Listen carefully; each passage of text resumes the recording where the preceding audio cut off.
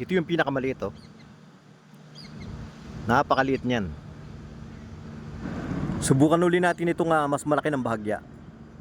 Yung kasing laki ng pantanggal ng SIM card. Hindi kasya talaga yan. Dahil ang size niyan, talagang napakaliit. Pero napaka-importante niyang maliit na butas na yan. Dahil yan yung release ng pressure kapag binitawan natin yung preno.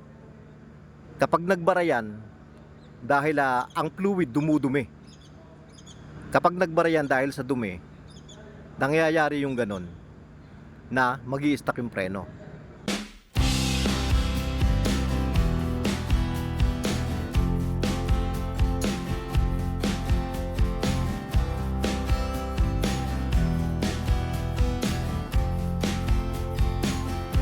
Magandang araw mga kabayan. Ang isi-share ko nga pala ngayon sa preno. Kaya nga lang wala akong pang sample. At itong ginagawa ko na to, service lang to eh. Hindi naman ito yung may problema. Naisipan ko lang i-share dahil doon sa dati kong channel, meron na akong video nyon. Kaya nga lang dinilit ko nga yung buong channel na yon. Kaya igagawa ko uli ng kaparehas na topic. Yung problema nga pala na sinasabi ko, yung sa preno na bigla na lang nag-i-stuck. At kapag nag-release ng fluid, ng brake fluid, mag-o-okay. Kaya nga lang, hindi rin magtatagal, mag-i-stuck ulit. Mayroong ganyang klase ng problema. Dito kasi sa amin marami nang nangyaring ganyan. Kung sa mga sasakyan naman ng customer, ang kailangan nun, tatanungin natin yung history nung sasakyan. Halimbawa nung baka nagpalit ng brake light switch. Yung iba kasi hindi marunong magpalit ng brake light switch. Sinosobrahan yung adjust, yung pasok. Kaya ang mangyayari, tukod yung preno. Hindi masyadong nakakabalik. Hindi nakakabalik ng husto. Isang pwedeng pagmulan yon. At yung iba naman, nag-adjust sa preno, hinabaan yung push rod. Ang mangyayari talaga nun, tukod rin yon. Ganon din ang mangyayari.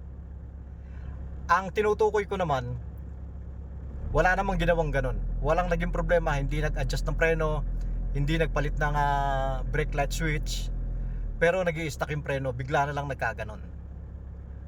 Nangyayari po talaga yan. Meron akong nakuhang isang lumang brake master dito. Ito na lang yung bubuksan ko para maipakita ko sa inyo kung ano yung madalas nagiging problema sa ganung trouble. Sira na tong isa na to. Kaya nga lang mas mainam talaga yung mayroong sample para mas madaling ipaliwanag. Lilinisin ko muna. Kailangan kasi malinis din yung sample natin. Obserbahan nyo yung butas dito sa loob. Dito, hindi papasok tong maliit na alambre. Pati dito. Pero dito sa kabila, lusot yan. Dito ayaw. Dito, butas. Ayan o. Yung pinakamalaki na yan, yan yung ginamit ko kanina. Kaya ito naman yung gagamitin natin. At isusunod natin yung pinakamaliit. Ang size nga pala nito, kasing laki yan nung pansundot para sa SIM ng cellphone. Ganong kalaki yan. At yung pinakamaliit naman, mas maliit pa yan sa maliit na spili. Ganyan na size niyan. Subukan naman natin ngayon yung kasing laki ng pantanggal ng SIM card. Ayan o. Hindi rin papasok yan.